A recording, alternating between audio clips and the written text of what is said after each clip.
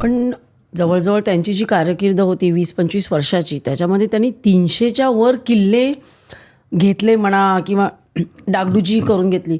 मग त्यावेळेला तुम्ही जे म्हणता शिवनीती, पण म्हणजे मग त्याच्यामध्ये अ, रणनीती आहे, त्याच्यामध्ये प्रशासन, राजकीय परिस्थिती, कुठकुठल्या निकषांचा त्यांनी विचार केला कुठलाही किल्ला घेताना? एवढे सगळे किल्ले आणि हां, आता शिवाजी महाराजांनी काय केलं, की मी मगाशी म्हटलं तसं, की त्यांनी स्वतःची एक अभिनव मिलिटरी सिस्टीम बनवली, आहे ना.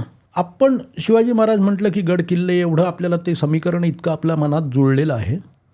एक गोष्ट आपल्याला लक्षात घ्यायला पाहिजे, की शिवाजी महाराजांनी गड किल्ल्यांचा म्हणजे शिवाजी महाराजांविषयी त्यांच्या कार्यकर्तृत्वाविषयी पूर्ण आदर राखून मी हे बोलतो की शिवाजी महाराजांनी काही गड किल्ल्यांचा शोध नाही लावलेला. गड किल्ल्यांचा शोध हा खूप आधीपासूनच आहे. म्हणजे महाभारतात गड किल्ल्यांविषयी उल्लेख आहेत.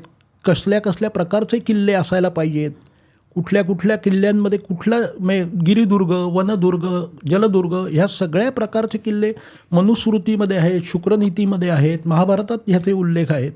तर त्यामुळे गड किल्ले आणि त्यांचे उपयोग हे फार पूर्वीपासून मानवाला ज्ञात होते. मधल्या काही कालखंडामध्ये परकीय आक्रमणं आली आणि त्याच्यानंतर राजवटी ज्या आहेत ह्या सपाटीवरती वसायला लागल्यामुळे गड किल्ल्यांचे उपयोग किंवा गड किल्ले दुर्लक्षित झाले होते.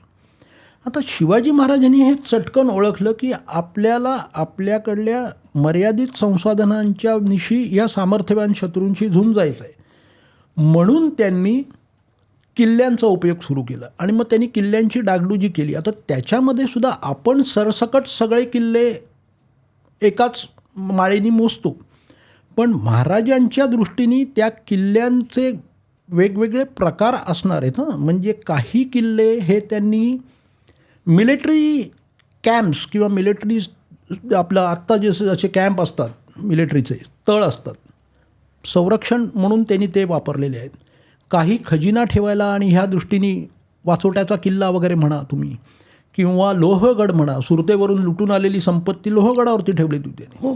हां, कारण तो इंटिरियरमध्ये आहे ना, लोहगडपर्यंत शत्रू जर पोचू शकला तर मग तुमचं काहीच संरक्षण व्यवस्था नाही. हां, तर त्यामुळे ते त्यांनी काही किल्ल्यांचे उपयोग त्यांनी यासाठी केलेले आहेत. काही किल्ले लढाऊ म्हणून किंवा राजगड किंवा रायगडसारखे किल्ले त्यांनी राजधानी म्हणून.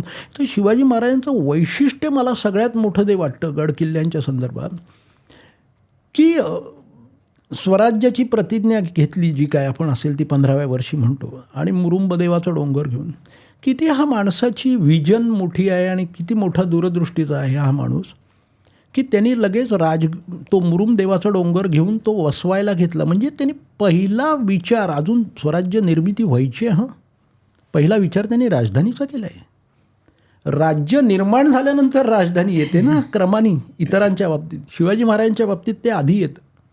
त्यांनी आधी राजधानी बसवायला घेतली, कारण सुरुवातीच्या कालखंडात आहे त्या जहागिरीतच, म्हणजे अजून त्याला स्वराज्य म्हणता येईल की ते आपल्या ताब्यात आहे सगळं, पण त्यांनी अजून बाहेर पाऊल नाही घातलेलं आपल्या जहागिरीचं. ते पहिलं पाऊल त्यांनी बाहेर 1656 जावळी जिंकून, मोऱ्यांची जावळी जिंकून घातलेलं आहे.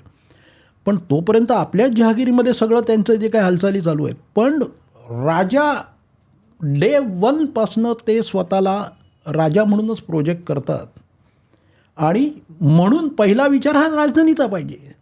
कारण शुक्रनीतीमध्ये पण म्हटलेलं आहे की दुर्गामुळे राजाला आणि राजामुळे दुर्गाला दुर्गमता येते, आणि दोहोच्या बले राज्याला बळकटी येते, दुर्गमता येते. तर त्यामुळे राजाचा विचार पहिला, आणि राजा संरक्षित राहिला तरच राज्य संरक्षित राहतं.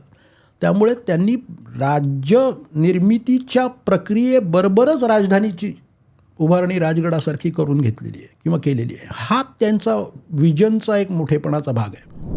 ही क्लिप शेवटपर्यंत बघितल्याबद्दल खूप खूप धन्यवाद. संपूर्ण एपिसोड बघण्यासाठी खाली दिलेल्या लिंकवर क्लिक करा आणि सर्व काही चॅनलला सबस्क्राईब करायला विसरू नका.